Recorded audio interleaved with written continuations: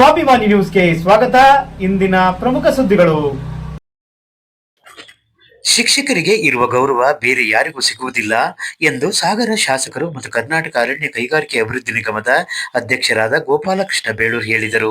ಅವರು ಇಂದು ಸಾಗರದ ಗಾಂಧಿ ಮೈದಾನದ ನಗರಸಭೆ ರಂಗಮಂದಿರದಲ್ಲಿ ಹಮ್ಮಿಕೊಂಡಿದ್ದ ಸಾಗರ ಹೊಸನಗರ ವಿಧಾನಸಭಾ ಕ್ಷೇತ್ರದ ಎಸ್ಎಸ್ಎಲ್ಸಿ ಪರೀಕ್ಷೆಯಲ್ಲಿ ಉತ್ತಮ ಅಂಕ ಪಡೆದ ವಿದ್ಯಾರ್ಥಿಗಳಿಗೆ ಮತ್ತು ಉತ್ತಮ ಫಲಿತಾಂಶ ಪಡೆದ ಶಾಲೆಗಳ ಶಿಕ್ಷಕರಿಗೆ ಸನ್ಮಾನಿಸಿ ಮಾತನಾಡುತ್ತಿದ್ದರು.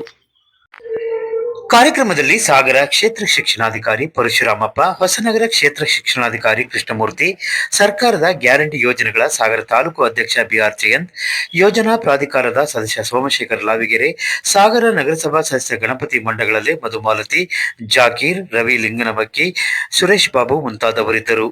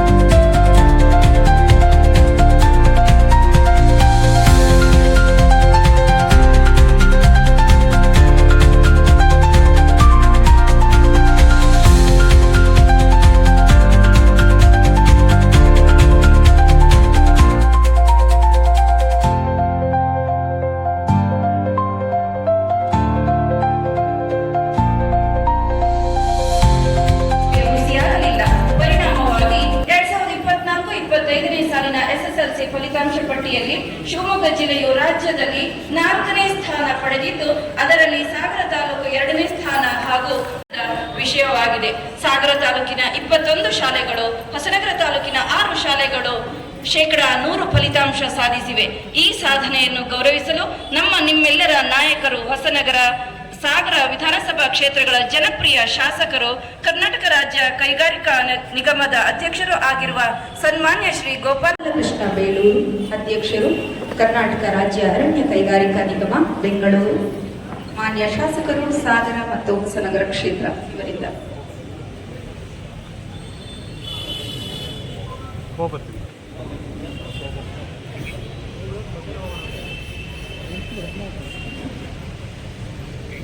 ಎಸ್ಎಸ್ಎಲ್ಸಿ ಪರೀಕ್ಷೆಯಲ್ಲಿ ಬಹಳ ಖುಷಿ ಆಗುತ್ತೆ. ಈ ಸರಿಯ ಸಾಗರ ತಾಲೂಕಿನಲ್ಲಿ ನಾನು ಹೇಳ್ತಾ ಬರ್ತಾ ಇದ್ದೆ, ಯಾವಾಗಲೂ ಹೇಳ್ತಿದ್ದೆ, ಒಂದು ಸ್ಟೆಪ್ ನೀವು ಮುಂದೆ ಬಂದ್ರೆ 2ನೇ ಸ್ಥಾನ 3ನೇ ಸ್ಥಾನಕ್ಕೆ ಬರ್ತೀನಿ ಅಂತ ಹೇಳಿದ್ದೆ.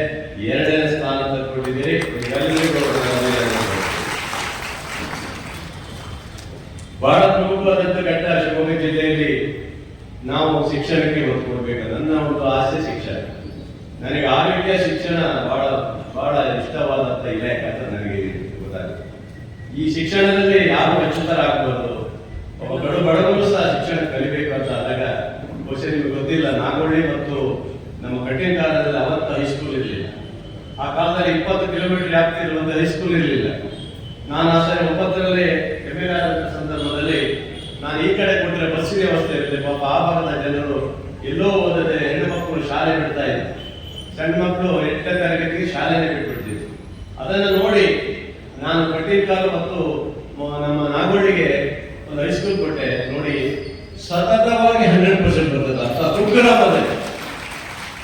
ಅಂತ ಕುಗ್ರಾಮದಲ್ಲಿ ಸತತವಾಗಿ 100% ಬರ್ತದೆ ಅಂತ ಹೇಳಿದ್ರೆ ಎಲ್ಲಿಯ ಒಂದು ಫಲಿತಾಂಶ ವ್ಯವಸ್ಥೆ ಮಾಡಬೇಕು. ಬಹಳ ಖುಷಿ ಆಗುತ್ತೆ. ಇತರ ಫಲಿತಾಂಶಗಳು ನಾವು ನಿರೀಕ್ಷೆ ಮಾಡಿದ್ದೀವಿ. ನಾವು ಯಾವಾಗಲೂ ನೋಡ್ತೀವಿ ತೀರ್ಥಹಳ್ಳಿ ಫಸ್ಟ್ ಬಂದ್ಬಿಡುತ್ತೆ, ನಮ್ಗೆ ಸೆಕೆಂಡ್ ಹೊಸದಾಗಿ ಬರುತ್ತೆ. ಈ ಸರಿ ಅವರು 3ನೇ ಕ್ಲಾಸ್ಗೆ ಹೋದ್ರು, ಇವರು 2nd ಕ್ಲಾಸ್ಗೆ ಬಂದಿದ್ದಾರೆ. ಬಹಳ ಖುಷಿ ಆಗುತ್ತೆ. ಈ BO ಅವರು ಇದ್ದಾರೆ. ಇವತ್ತು ಬಹುಶಃ ನಮ್ಮ ಪಶ್ಚಿಮಬಂಗಾಳರು ಶಿಕ್ಷಣದ ಬಗ್ಗೆ ಬಹಳ ಗೌರವ ಇಟ್ಟು ಕೆಲಸ ಮಾಡ್ತಾ ಇದ್ದಾರೆ. ಅವ್ರನ್ನ ನಮ್ಮ ಆ ಸಂದರ್ಭದಲ್ಲಿ ಅವ್ರು ಬಂದಾಗ ಕೇಳ್ಬಿಟ್ಟೆ. ಅವ್ರನ್ನ ಫಸ್ಟ್ ಬಂದಾಗ BO ಅವ್ರು ಬರ್ಬೇಕು ಅಂತ ಫಸ್ಟ್ ಲೆಟರ್ ಕೊಟ್ಬಿಟ್ಟೆ, ನೀವು ಬರ್ರಿ ಬೇಕು ನಮ್ಗೆ ಅಂತ ಹೇಳಿ. ಈ ಕೃಷ್ಣಮೂರ್ತಿಯಲ್ಲಿ ಪ್ರಮೋಷನ್ ಆಗಿ ಅವ್ರ ಮೇಲೆ ಬೇರೆ ಕಡೆ ಹೋಗ್ತಾ ಇದ್ದಾರೆ. ಅವರು ಚೆನ್ನಾಗಿ ಮಾಡಿದ್ದಾರೆ. ಹೊಸನಗರದಲ್ಲಿ ಒಳ್ಳೆ ಒಂದು ಶಿಕ್ಷಣಕ್ಕೆ ಒತ್ತು ಕೊಟ್ಟಂತವ್ರು. ಇವರೆಲ್ಲರೂ ಸಹಕಾರ ಶಿಕ್ಷಣ ಕ್ಷೇತ್ರದ ಒಂದೇ ಅಲ್ಲ. ಈಗಾಗಲೇ ಕೃಷ್ಣಮೂರ್ತಿ ಈ ಕ್ಷೇತ್ರದಲ್ಲಿ CRC BRC ಅವರಿಂದ ಹಿಡಿದು ನಮ್ಮ ಎಲ್ಲ ಅಲ್ಲಿ ಸಂಘಟನೆ ಶಕ್ತಿಗಳಿದ್ದಾರೆ, ನಿಮ್ಮ ಯೂನಿಯನ್ಗಳೆಲ್ಲ ಸೇರ್ಕೊಂಡಿದ್ದಾರೆ. ಅವರೆಲ್ಲರ ಪ್ರೇರಣೆ ಕೊಟ್ಟರು. ಅದರಿಂದ ಈ ರೀತಿಯಾದಂತಹ ಒಂದು ರಿಸಲ್ಟ್ ಬಂದಿದೆ ಅಂದಾಗ ನಮ್ಗೆ ಖುಷಿ ಆಗುತ್ತೆ. ಯಾಕಂದ್ರೆ 15ನೇ ಸ್ಥಾನ ನಾವು ಇಡೀ ರಾಜ್ಯದಲ್ಲಿ 15ನೇ ಸ್ಥಾನ ಮತ್ತು 3ನೇ ಸ್ಥಾನದಲ್ಲಿ ನಾವು ಇದ್ದೀವಿ ಅಂತ ಹೇಳಿದಾಗ ಅದು ಶಿಕ್ಷಣದ ಕ್ರಾಂತಿ ಅಂತಲೇ ನಾವು ತಿಳ್ಕೊಂಡಿದ್ದೀವಿ. ಬಹಳ ಜನ ಇವತ್ತು ಕೇವಲ 26 ಅಂದ್ರೆ ಎಲ್ಲ ನಮ್ಮ ಪ್ರೈವೇಟ್ ಶಾಲೆಗಳಲ್ಲಿ ಸೇರಿ ಟೋಟಲ್ 26 ಇದು ಬಂದಿದೆ. ಅಂದ್ರೆ 52 ಶಾಲೆಯಲ್ಲಿ 26 ಹತ್ರ ಬಂದಿದೆ ಅಂತಂದ್ರೆ ಎಲ್ಲಿ ಬಂದಿದ್ದೀವಿ ನೋಡಿ. ಅಂದ್ರೆ ಹೈಯೆಸ್ಟ್ ರಿಸಲ್ಟ್ ಅನ್ನು ಕೊಟ್ಟಿದ್ದೀರಿ. ನಾನು ಹೇಳಿದ್ದೀನಿ, ಅವತ್ತು ಹೇಳ್ತೇನೆ, ಇವತ್ತು ಹೇಳ್ತೀನಿ, ಶಿಕ್ಷಕರಿಗೆ ಸಿಗುವಂತ ಗೌರವ ಯಾರಿಗೂ ಸಿಗೋದಿಲ್ಲ. ಅದೇ ನಿಮಗೆ ಆ ಗೌರವ ಸಿಕ್ಕಿದೆ ಅಂತ ಅರ್ಥ. ಆ ಗೌರವ ಯಾರಿಗೂ ಸಿಗೋದಿಲ್ಲ. ಪ್ರೈಮರಿ ಆಗಿ ಯಾರೇ ದೊಡ್ಡವರಾದ್ರೂ ಸಹ ಒಬ್ಬ ಶಿಕ್ಷಕ ಬಂದಾಗ ಅವ್ರ ಕಾಲಿಗೆ ನಮಸ್ಕಾರ ಮಾಡಿ ಗುರುಗಳೇ ಅಂತ ಹೇಳ್ತೀವಲ್ಲ, ಅದು ನಿಮ್ಮ ಆ ಪ್ರೇರಣೆ ನಿಮ್ಗೆ ಆಗಿದೆ ಅಂತ ನಾವು ಹೇಳ್ತೀವಿ. ಅಂತ ಉತ್ತಮವಾದಂತಹ ಫಲಿತಾಂಶ ಕೊಟ್ಟಿದ್ದೀರಿ. ಬಹಳ ಖುಷಿ ಆಗುತ್ತೆ ನನಗಂತೂ. ಇನ್ನೊಂದು ಸ್ಟೆಪ್ ಈ ವರ್ಷ ಸ್ವಲ್ಪ ಟ್ರೈ ಮಾಡಿದ್ರೆ ಮುಂದಿನ ಸರಿ ಮತ್ತೆ ಏನಾದ್ರು ಫಸ್ಟ್ ಬರ್ಬೋದನ್ನ ನಮ್ದು ಒಂದು ಆಸೆ ಇರುತ್ತೆ. ನನ್ನ ಆಸೆಗಳು ಬಹಳ ಇದಾವೆ. ಈ ಅಂದ್ರೆ ಶಿಕ್ಷಣದಲ್ಲಿ ಒಂಚೂರು 1 ಪಾಯಿಂಟ್ ಜಾಸ್ತಿ ಹೋದ್ರು ನಾವು ಒಂದು ಸ್ಟೆಪ್ ಮುಂದೆ ಹೋಗ್ಬಿಡ್ತೀವಿ. ನಾವು ತೀರ್ಥಹಳ್ಳಿಗಿಂತ ಬೇರೆ ಬರ್ಬೇಕು ಅಂತ ನಾವು ಕಾಯ್ತಾ ಇದ್ದೀವಿ. ಏನೋ ಒಂದು ಸ್ಟೆಪ್ ಬರ್ಬೇಕನ್ನೋದಿದೆ ನಮಗೆ. ಹಾಗಾಗಿ ಇದು ಶಿಕ್ಷಣ ನಮಗೆ ಬಹಳ ಜೀವನದ ಒಂದು ಅವಿಭಾಜ್ಯ ಅಂಗ. ಅದು ಇದ್ದು ಹೋದ್ರೆ ಇಲ್ಲಿ ಸಾಧ್ಯ ಇಲ್ಲ. ನಮಗೆ ಆರೋಗ್ಯ ಮತ್ತು ಶಿಕ್ಷಣ ಯಾವ ಕ್ಷೇತ್ರದಲ್ಲಿ ಅಭಿವೃದ್ಧಿ ಹೊಂದುತ್ತೆ ಅಲ್ಲಿ ಈ ಕ್ಷೇತ್ರ ಅಭಿವೃದ್ಧಿ ಹೊಂದುತ್ತೆ ಅನ್ನೋ ನನ್ನ ಒಂದು ಭಾವನೆ. ನಾನು ಈಗಾಗಲೇ ನೋಡಿದ್ದೇನೆ, ಮೊನ್ನೆ ಸುಮಾರು ಕಡೆ ಕಟ್ಟಡಗಳು ಕೆಲವೆಲ್ಲ ಬಿದ್ದು ಹೋಗ್ತಾ ಇದ್ದಾವೆ. ಕೆಲವು ಕಡೆ ಎಮರ್ಜೆನ್ಸಿ ಇದ್ರೆ ತಕ್ಷಣ ನನ್ನ ಕೈ ಕೊಡಿ, ಅಷ್ಟು ರಿಪೇರಿ ಮಾಡ್ಕೊಡೋ ಜವಾಬ್ದಾರಿ ಅಂತಲೂ ಮೊನ್ನೆನೂ ಸಹ ಹೇಳಿದೆ.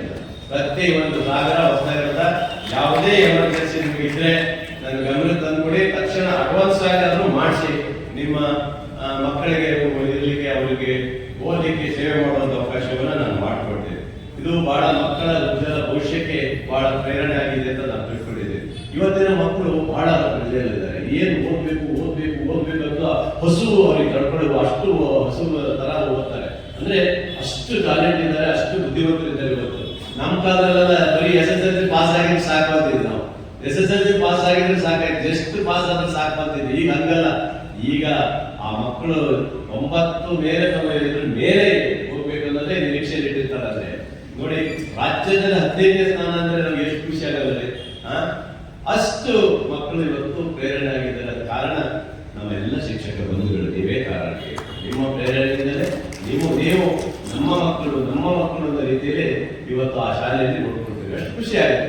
ಅಂತ ಒಂದು ವಿದ್ಯಾಭ್ಯಾಸಕ್ಕೆ ಇವತ್ತು ಮಕ್ಕಳು ಸಹ ಒಂದು ನಮಗೆ ಹೆಚ್ಚು ಒಂದು ಶಕ್ತಿ ಕೊಟ್ಟಂಥದ್ದು. ಹಾಗಾಗಿ ಒಂದು ಕ್ಷೇತ್ರ ಅಭಿವೃದ್ಧಿ ಆಗಬೇಕಂದ್ರೆ ನಿಮ್ಮೆಲ್ಲರೂ ಸಹಕಾರ ಕೊಟ್ಟಿದ್ದೀರಿ. ನಾನು ಅದೇ ಯೋಚನೆ ಮಾಡಿ ಹೇಳಿದೆ, ನೀವರಿಗೆ ಹೇಳಿದೆ, ಆ ಎಲ್ಲ ಶ್ರೀಗಳಿಗೆ ಏನು 100% ಬಂದಿದೆ ಅವರಿಗೆಲ್ಲ ಎಲ್ರಿಗೂ ಒಂದು ಸನ್ಮಾನ ಮಾಡಬೇಕು, ಯಾವ ಡೇಟ್ ತಗೊಳ್ಳಿ ಅಂತ ಹೇಳಿದ್ರೆ ಇವತ್ತು ನಾಳೆ ಅಂತ ಹೇಳಿ ಅದು ಮುಂದೆ ಹೋಗ್ತಾನೆ ಬಂತು. ಅದು ಇವತ್ತು ಅದಕ್ಕೆ ಅವಕಾಶ ಸಿಕ್ಕಿದೆ. ಇವತ್ತು ಖುಷಿ ಆಗುತ್ತೆ, ನನಗಂತೂ ಖುಷಿ ಆಗಿದೆ. ಅದಕ್ಕೋಸ್ಕರ ಮಾಡಬೇಕು, ಹೊಸನಗರ ಸಾಗರ ಸೇರಿ ಒಟ್ಟಿಗೆ ಮಾಡೋಣ